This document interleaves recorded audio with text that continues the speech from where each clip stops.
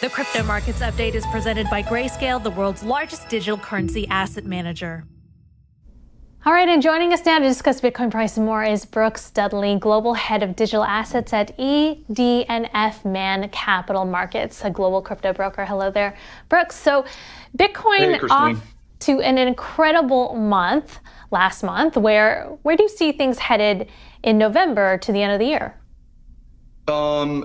So we are, we're a brokerage. We're one of the biggest in the Bitcoin futures, and now, we support the ETF, but we don't particularly make, price predictions, but I can, speak to how we saw this, in some ways similar, in some ways different to the run up in Bitcoin price in December 2017 and that fall of 2017, more generally after the SIBO and the CME announced that they were coming out with futures contracts. It was a bit of a, buy the news, sell the actual event, as we've seen. We hit all-time highs 2 weeks ago when the first ETF was launched based on futures. So, I think that was exciting. Now we've kind of, pulled back a little bit, and we're trading in a range between 64 and 58,000, which, I think is healthy to have some consolidation, after that strong October that you pointed out was the biggest since last December. Yeah, well, Bitcoin was just taking a step back, and now it's back up. What about global risk in terms of the attitude with central bank spending and unprecedented fiscal policy? Will if we see a Fed tapering, what are you looking out for on Wednesday's Fed meeting? Sure. So, if you go back 5, even 6, 7, 8 years, Bitcoin was, a lot of people like to talk about how it was uncorrelated to traditional macro assets, S&P, treasuries, currencies, that whole risk on, risk off trade. I think we've seen that the correlation of Bitcoin, increase to global macro assets. We saw that in March of 2020. When we really had that big COVID sell-off before we got the stimulus.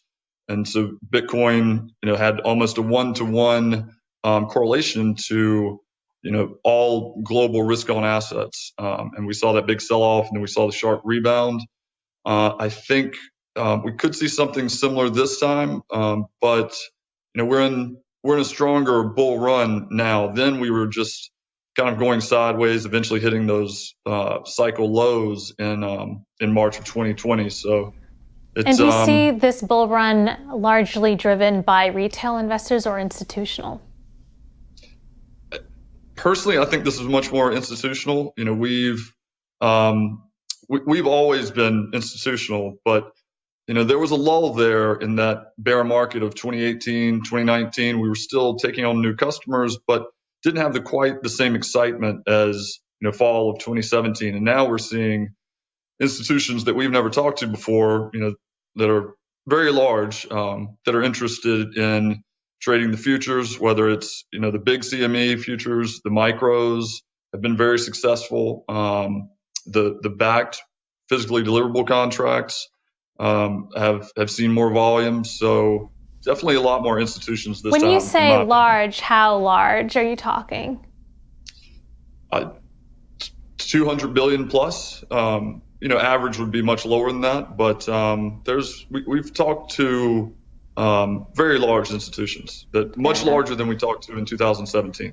What does all this NFT and SHIB fervor mean to the crypto markets? Is it a canary of frothy sentiment for a more traditional cryptocurrency like Bitcoin?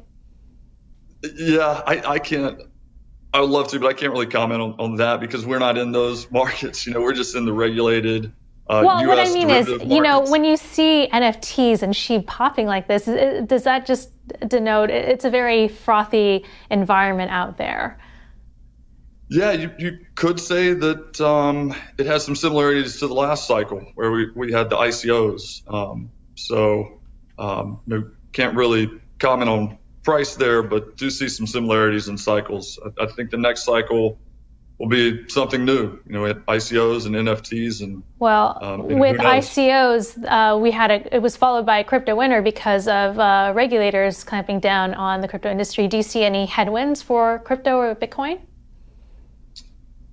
I try to keep Bitcoin separate from crypto. Bitcoin derivatives is what we focus on, and so I think those are sort of two different things. If there are outflows from these newer crypto markets, that could have an effect on Bitcoin, but I really try to stay focused on Bitcoin. See headwinds for Bitcoin then? What's headwinds for Bitcoin? Yeah, the macro headwinds, but yeah, we'll see.